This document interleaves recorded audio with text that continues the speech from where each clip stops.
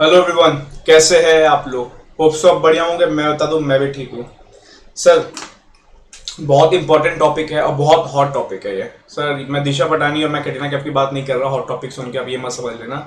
Hot topic in the sense of sir single group और both group. Sir, बहुत important है। बच्चे ना डिसीजन मेकिंग नहीं कर पाते हैं। सिंगल ग्रुप बोथ ग्रुप, बहुत सारे देखो है ना कंफ्यूज हो जाएंगे। भाई सिंगल ग्रुप जाऊं, बोथ ग्रुप जाऊं, क्या करूं, ग्रुप वन जाऊं, ग्रुप टू जाऊं। तो उसके रिगार्डिंग ना कुछ डिस्कशन करते हैं कि जैसे मेरा पर्सनली एक्सपीरियंस है, इस पे लेके ही हम बातें स्टार्ट करेंगे। सर, जैसे कि मैंने इंटर में ना सिंगल ग्रुप दिया था, ठीक है। इंटर में मैंने सिंगल ग्रुप दिया था, मई में मैंने सिंगल ग्रुप दिया था एंड नवंबर में मैंने सेकेंड ग्रुप दिया था। तो मई में मैं आई गॉट 247 मार्क्स एंड नवंबर में I got 272 marks. All over मेरे 520 मार्क्स बन रहे थे, ऐसे ही करीब बन रहे थे, ठीक है। सर, फाइनल में मैंने बोथ ग्रुप साथ दिया था, 461 मार्क्स आ रहे थे मेरे को। तो सर, सिंगल ग्रुप जाए या बोथ ग्रुप जाए। सर, सिंगल ग्रुप करके इतने अच्छे मार्क्स आए आपके पास, 520 आए। लगभग लगभग ऑल इंडिया रैंक 46-47 के पास मेरे मार्क्स थे उस अटेम्प्ट में मिला के, ठीक है। और बोथ ग्रुप मेरे को 461 मार्क्स थे। सर, क्या जाना सबसे बेस्ट होता है दोस्त। कभी भी ये क्वेश्चन खुद से मत पूछना कि क्या जाना है, ठीक है। पहले डिसाइड करो कि तुम्हारे एम क्या है, ठीक है। देखो, मैं बताता हूँ, मैं अपनी कहानी बताता हूँ कि मैं ना जब सीपीटी क्लियर करके, क्यों ना बच्चों का ना क्लियर नहीं होता कि सीपीटी के बाद क्या करना है नहीं करना है, क्योंकि कहीं ना कहीं असली सी हमारा इंटर से ही स्टार्ट होता है। क्या होता है सर, असली सी हमारा कहाँ से स्टार्ट होता है, इंटरमीडिएट से स्टार्ट होता है। सर सुनो, कभी भी सीपीटी क्लियर करने वाला है ना, थोड़ा सा क्या करो, अपने कोर्स के बारे में जानना स्टार्ट करो कि हमारा कोर्स कितना लेवल ऑफ टफनेस है, उसमें कितने पेपर्स है, कितना पढ़ना पड़ सकता है। तो सर, इसके लिए इंपॉर्टेंट क्या है मैं सब बताऊंगा। सबसे पहले क्या है sir, your decision is important. Sir, दोनों, चाहे आप सिंगल ग्रुप जा रहे हो चाहे बोथ ग्रुप जा रहे हो, आपका डिसीजन सबसे इंपॉर्टेंट है। सर, सिंगल ग्रुप में क्या होता है, मैं अपनी कहानी बताता हूं कि मैं जब स्टार्ट किया था, मैंने आपको अकाउंट्स और कॉस्टिंग साथ में स्टार्ट किया था। सीपीटी रिजल्ट के 1 महीने बाद मेरी क्लासेस स्टार्ट हो चुकी थी। तो क्लासेस स्टार्ट किया, अच्छा खासा क्लासेस चल रहा था। 2 महीने बाद है ना, मेरे को अंदर से फीलिंग आया कि यार मई में ना बोथ ग्रुप जाते हैं। मई में क्या जाते हैं, बोथ ग्रुप जाते हैं। तो मैंने ना अपने सीनियर से डिस्कशन किया। क्या किया मैंने सर, मैंने मैं जब अब था सिंगल ग्रुप, मैंने स्टार्टिंग में दिमाग में सबने बैठा दिया सिंगल ग्रुप। मेरे जो सीनियर्स थे ना, उनके भी सिंगल ग्रुप थे, तो उनके अच्छे खासे अटेम्प्ट्स लगे थे। तो मैंने उनसे ही क्या बताऊं, मैं उनके पास ही गया था। तो उन्होंने बोला कि नहीं यार, बोथ ग्रुप मत जा, तू सिंगल ग्रुप जा, सीए लेवल बहुत हार्ड होता है। तो उन्होंने क्या बोल दिया, देखो मैंने इनके पास गया, मैं बोला भैया सितंबर का टाइम था, लगभग लगभग 1.5 मंथ क्लासेस हो गए थे, मेरे को लगता है स्मूथली चल रहा है। मैंने बोला भैया कि मैं ना बोथ ग्रुप जाना चाहता हूँ, रैंक के लिए जाना चाहता हूँ। मैंने बोला, मेरा दिल था, मेरा मन भी हो गया, मैं बोथ ग्रुप रैंक जाना चाहता हूँ। दोनों भैया ने डांट, 2-3 भैया थे, उन्होंने डांट के ना मेरे को बोल दिया, नहीं बोथ ग्रुप नहीं जाना है, तुम्हें क्या जाना है, तुम्हें सीए के इंटर में एक ग्रुप जाना है, क्योंकि पेपर टफ होता है, यहाँ पे दिमाग खराब हो जाता है। हमारे अटेम्प्ट्स लगे थे, यहाँ पे आप समझ लो कि ये खाई है। अब 10 मिनट कोई समझाता है ना, नया नया बच्चा कब बाहर से आता है ना, तो 10 मिनट कोई सीनियर समझाता है ना, बच्चा घूम जाता है वहां पे। चाहे मेरी बात है किसी को ना, आप इन्फ्लुएंस कर सकते हो किसी सामने वाले को, और वहां पे मैं इन्फ्लुएंस हो गया था। तो सर क्या हुआ ना कि मेरा सिंगल ग्रुप से बोथ ग्रुप से दिमाग क्या पलट गया, मेरा सिंगल ग्रुप। तो मैंने क्या स्टार्ट किया, मैंने ना प्रिपरेशन स्टार्ट कर दी सिंगल ग्रुप। मैंने इसी दिन दिमाग में निकाल दिया, नहीं यार सर भैया सही बता रहे हैं, बोथ ग्रुप हार्ड होता है। शायद मैं वहां से आया हूँ, बिहार से बिलोंग करता हूँ, शायद बोथ ग्रुप मेरे लिए नहीं हो पाएगा। अटेम्प्ट्स लगे, सारे भैया के अटेम्प्ट्स लग रहे हैं यार, मेरे भी अटेम्प्ट्स लग जाएंगे। बोथ ग्रुप तो यार 8 पेपर पढ़ना पड़ेगा, ये वो दिस दैट। तो सर है ना, दिमाग में क्लियर बैठा दिया सबने कि यार इंटर का एक ग्रुप जाना है, एक ग्रुप आराम से हो जाता है, उसके बाद बोथ ग्रुप बहुत टफ होता है। हम बोथ ग्रुप मतलब इन तीनों करना था कि हमसे बोथ ग्रुप नहीं हो पाएगा, तो भैया आप भी टफ हो जाओगे, आपसे भी बोथ ग्रुप नहीं होने वाला है, पेपर टफ होने वाला है। ऐसा ना घुमा के बैठ गया दिमाग में। तो सर मेरा डिसीजन क्या आ गया, मैं बोथ ग्रुप से कहां कन्वर्ट हो गया, सिंगल ग्रुप में, ठीक है। जबकि मेरा ऐसा नहीं कि मेरे स्टूडेंट, मेरे साथ वाले जो स्टूडेंट्स थे उन्होंने बोथ ग्रुप नहीं दिया, उन्होंने मई में बोथ ग्रुप दिया और अच्छा रिजल्ट भी था और क्लियर भी किए। मेरे को लगता है शायद मेरे जान पहचान में 5-6 स्टूडेंट थे जहां से मैंने क्लासेस ले रही थी, उन्होंने जी जान लगा के बोथ ग्रुप क्लियर भी किया था और अच्छे नंबर भी थे। बट मेरा दिमाग क्या बैठ गया, सिंगल ग्रुप से, बोथ ग्रुप से सिंगल ग्रुप, ठीक है। अब यहाँ पे फाइनेंस में क्या हुआ, फाइनेंस में जब मैंने ना नवंबर में क्लियर किया सिंगल सिंगल, तो मैं अपने प्रिंसिपल पास गया। उन्होंने मेरा नंबर देखा 520 मार्क्स, तो उन्होंने मेरे को उसी दिन बोल दिया कि भाई तू रैंक के लिए जाएगा, तू बोथ ग्रुप जाएगा। तो सर दिमाग में कोई चीज बैठ जाता है ना, फिर वो दिमाग में आप है ना उसके ख्वाब देखना चालू कर देते हो। देखो एक होता है ख्वाब देखना कि ए आई आर, फिर होता है चल बोथ ग्रुप, फिर होता है चल एक ग्रुप चल पास हो जाएंगे भाई वही काफी है। तो ये नहीं, दिमाग में ख्वाब बैठा लिया ना भाई, तो उसे अचीव करना पड़ेगा। तो मेरे ना प्रिंसिपल ने ना बोल दिया दिमाग में, नहीं यार तू रैंक जा सकता है, तेरे में कैपेबिलिटी है, तू कर सकता है, 520 मार्क्स तेरे को आए हैं, ऑल इंडिया रैंकर के करीब मार्क्स है तेरे। और बोथ ग्रुप कोई ज्यादा टफ नहीं है तुम्हारे लिए। जब तुमने इंटर का बोथ ग्रुप दोनों ग्रुप अच्छे से निकाला, वन शॉट में निकाला है, तो बोथ ग्रुप तुम कर सकता है। तो सर यहाँ पे मेरा क्या हुआ, यहाँ पे मेरा डिसीजन चेंज हुआ। यहाँ पे मैं आया था सिंगल ग्रुप करने फाइनल्स में, बट एक अच्छा पॉजिटिविटी के साथ मेरे को ना बोथ ग्रुप के लिए कन्वर्ट किया गया। और अच्छा पॉजिटिव, ये नहीं कि प्रेशर में नहीं, उन्होंने ऐसा बोला कि तू जा सकता है। मेरे को भी लगा यार, कहते नहीं है हनुमान जी को अपनी पावर नहीं पता थी, बट उनको ज्ञान मिला तो हनुमान जी को अपनी पावर पता चली थी। ठीक है, तो यहाँ भी वही चीज था, कर सकता था मैं, बट सामने वाले ने ना मेरे को ढक रखा, कहते नहीं पर्दा गिरा रखा है, नहीं हो सकता, हमारे लगे हैं, तुम्हें भी लग जाएंगे। तो यहाँ पे मेरे को ये नहीं लगा। और ऐसा नहीं है कि आप गलत कोई फोर्स कर रहा है आपको, नहीं, उन्होंने प्यार समझाया। तो यहाँ पे मैं सिंगल से बोथ ग्रुप कन्वर्ट हुआ, और मेरा डिसीजन था यहाँ पे कि मैं बोथ ग्रुप जाऊंगा, और मैं लास्ट तक था बोथ ग्रुप के डिसीजन के लिए। मैं कुछ भी हो जाए, जी जान लगा दूंगा, बोथ ग्रुप जाऊंगा। तो सर सबसे पहले आपको ना सिंगल या बोथ ग्रुप जो भी जा रहे हो ना, अपना डिसीजन खुद से बनाना। देखो यहाँ पे मेरे प्रिंसिपल ने बोला, लेकिन मैंने अपना डिसीजन खुद लगाया। मैंने बहुत कुछ एनालिसिस किया कि यार मेरे जब इतने मार्क्स आ रहे हैं, मैंने पढ़ाई में 15-16 घंटे लगाए, तो 8 पेपर तो मैंने भी यहाँ निकाले, बट टाइम का थोड़ा फर्क था। और कहीं ना कहीं मैं बताऊँ, यहाँ पे बस सफिशिएंट टाइम मिल रहा था मेरे को। तो यार सब कुछ सोच समझ के मैंने डिसीजन लिया, नहीं यार सिंगल ग्रुप ठीक है। बोथ ग्रुप क्लियर करने का मजा ही कुछ और होता है कि एक बार एग्जाम दो, उसका दोबारा पढ़ने का आपको मौका ही नहीं मिलेगा। क्योंकि यहाँ पे ऐसा था ना कि मैं मई का एग्जाम देके आया था, 5 दिन तो खुशी मिली, बट छठा दिन मैंने ऑडिट का प्रोनाउंसमेंट्स, एडवांस अकाउंट्स की बुक, EISS की बुक खोली ना, मैं बोला यार अभी 6 महीने और पढ़ना है। तो ये जो एनर्जी होता है ना भाई, ये बोथ ग्रुप लगा दोगे ना, तो ये 6 महीने का झंझट नहीं रहेगा कि एक ग्रुप के बाद 6 महीने और पढ़ना। ठीक है, तो एक ये भी मैंने सोचा कि यार यहाँ पे मैंने फेस किया था, वो ना एंजॉयमेंट नहीं मिला एग्जाम देने के बाद मेरे को। और यहाँ पे क्या था, बोथ ग्रुप देने के बाद मैं फुल रिलैक्स था, 2 महीने मैंने चिल होकर सब कुछ एंजॉय किया, पढ़ाया, मैंने घूमा फिरा, सब कुछ किया। तो सर सबसे पहले है ना, आप कोशिश कर लो कि आपको डिसीजन सबसे पहले लेना है। और डिसीजन देखो, सुनो सबकी, करो अपनी। अगर आपका बोथ ग्रुप जा रहा है ना, तो कोई सिंगल ग्रुप कन्वर्ट करना है ना, पहले खुद से देखो, आप सेल्फ एनालाइज करो कि यस मैं कर सकता हूं कि नहीं कर सकता हूं। नहीं कर सकता तो वहां से फिर थोड़ा है ना हटना मत, स्टार्ट करो, नहीं हुआ तो फिर बैक हटो, अभी देखेंगे उसके बारे में। बट पहले खुद का डिसीजन लो। और मैं सबसे प्रेफरेंस देता हूं बोथ ग्रुप्स से। क्यों? क्योंकि सेट ऑफ का फायदा होता है। और बोथ ग्रुप्स में सर मैं ही बोल रहा हूं, एग्जाम प्रेशर कम होगा आपको, पढ़ने समय प्रेशर होगा, बट एग्जाम देने के बाद ना थोड़ा रिलैक्स फील करो, क्योंकि आपको अगला पेपर नहीं देना है। आप 8 पेपर दे रहे हो, और एक अलग ही आप एनर्जेटिक वे में रहोगे दिन भर, क्योंकि 8 पेपर है, पढ़ने को बहुत कुछ है। कुछ भी उठा के 2 पेपर का टारगेट बनाओगे ना, तो अच्छा खासा टाइमिंग मिलेगा, अच्छा खासा चीजें पढ़ सकते हो।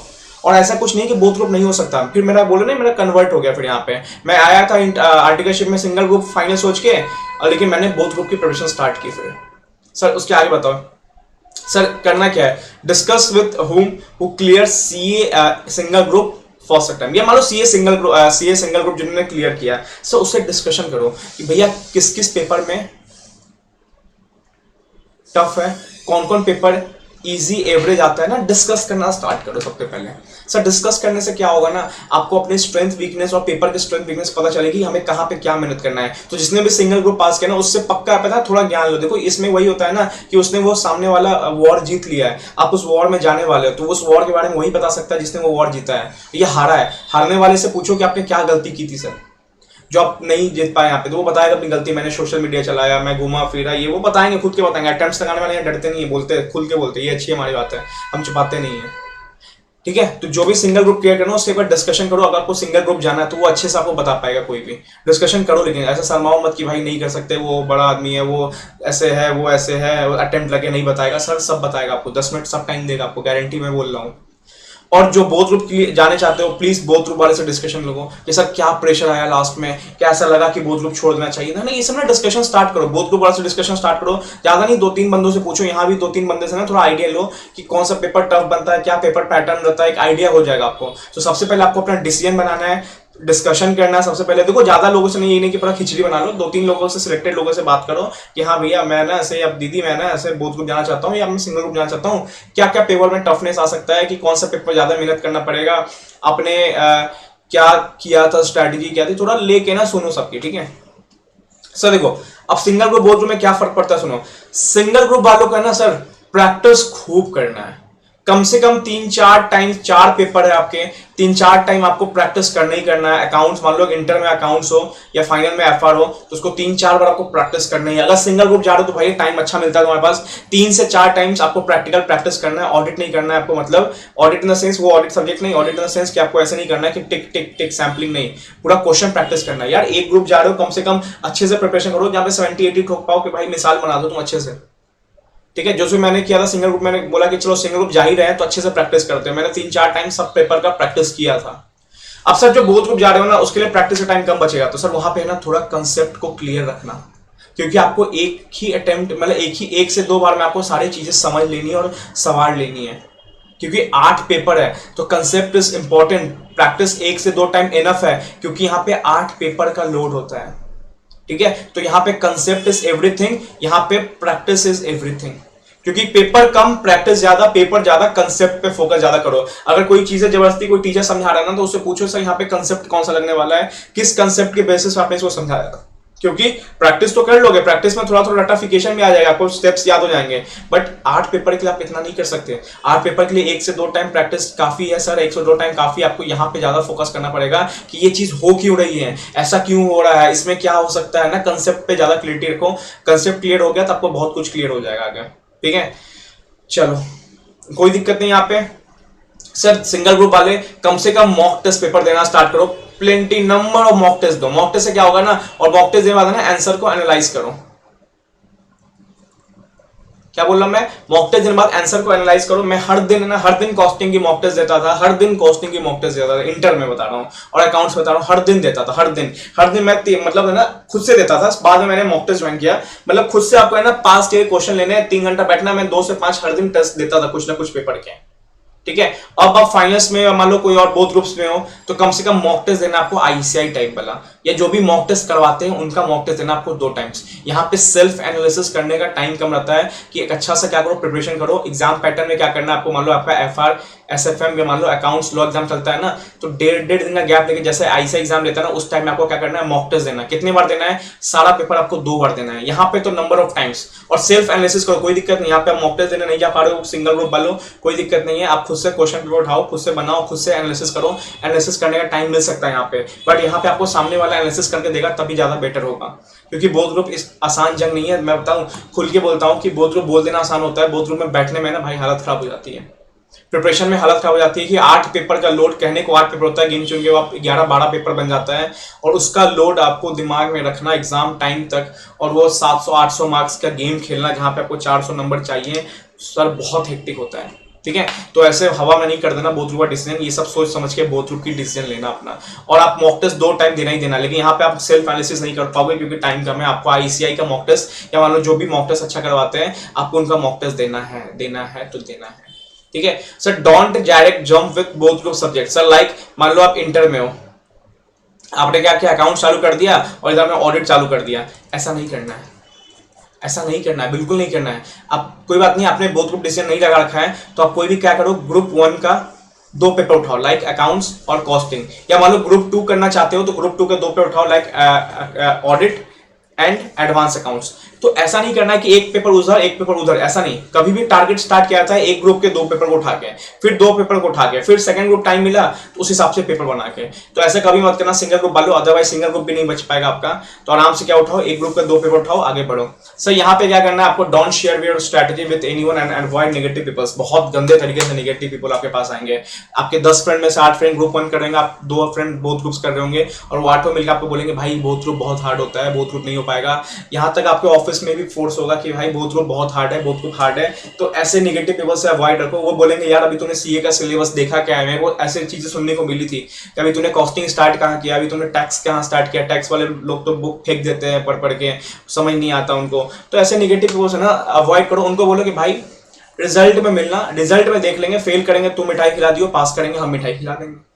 ठीक है, तो ऐसे करना पड़ेगा, उनको अवॉइड करना पड़ेगा, निगलेक्ट करना पड़ेगा भाई, करना पड़ेगा। बहुत मिलेंगे, गारंटी बहुत मिलेंगे।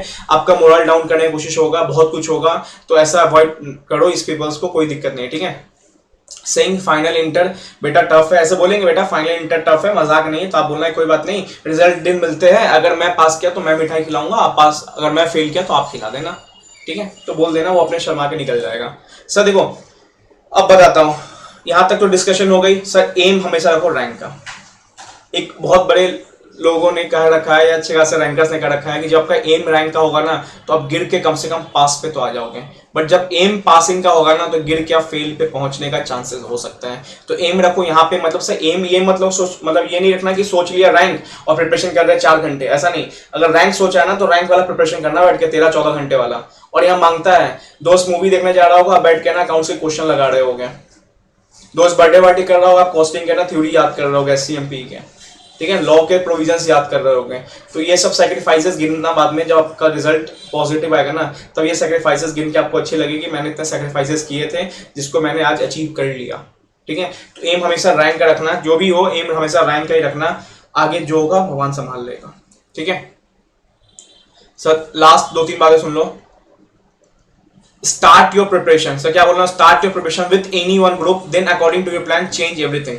कब से, सबसे पहले मान लो सीए इंटर में हो, फाइनल में हो, ग्रुप 1 स्टार्ट करो या ग्रुप स्टार्ट करो, बट उसी के 2 पेपर स्टार्ट करो। सपोज ग्रुप 2 स्टार्ट करना चाहते हो पहले, कोई बात नहीं, अपने अकाउंट्स और अपने एडवांस अकाउंट स्टार्ट कर दिया इंटर में, या मतलब फाइनल्स में आपने टैक्स या कॉस्टिंग स्टार्ट कर दिया आपने, फिर 2 पेपर बचा ग्रुप 2 में, वो दोनों स्टार्ट कर दिया। कभी ये मत करना कि एक पेपर यहाँ का और एक पेपर इस ग्रुप का, कभी नहीं, ये कभी नहीं। पहले एक ग्रुप खत्म करो, फिर क्या करो, धीरे धीरे शिफ्ट टुवर्ड्स सेकंड ग्रुप, क्योंकि आपको एक आइडिया हो जाएगा। कभी भी प्रिपरेशन हम देखो बहुत ग्रुप सोचते तो है, बट प्रिपरेशन हमें एक ग्रुप से स्टार्ट करनी चाहिए, कभी ये नहीं जंप कर देना चाहिए। तो आपका जब 3-4 महीने बीत जाएंगे ना, तब वो देखना आप किस सिचुएशन में हो, देन विन विन है या लूजिंग वाले सिचुएशन है, आपको पता चल जाएगा। उसी अकॉर्डिंग क्या करना है, आपको सारा प्लान चेंज करना है। अगर आपको लग रहा है कि आपका स्पीड कम है, तो भैया गियर 4 में लगा दो। आपका स्पीड ज्यादा लग रहा है तो थोड़ा रोक के ना टेस्ट दे दो। तो इसी हिसाब से प्लानिंग होता है। प्लानिंग का स्टार्टिंग से नहीं होता, स्टार्टिंग से हम बस सोचते हैं, डिसीजन लेते हैं कि बहुत group single group, but planning हमारा ना सिंगल ग्रुप के हिसाब से चलना चाहिए, ठीक है सर।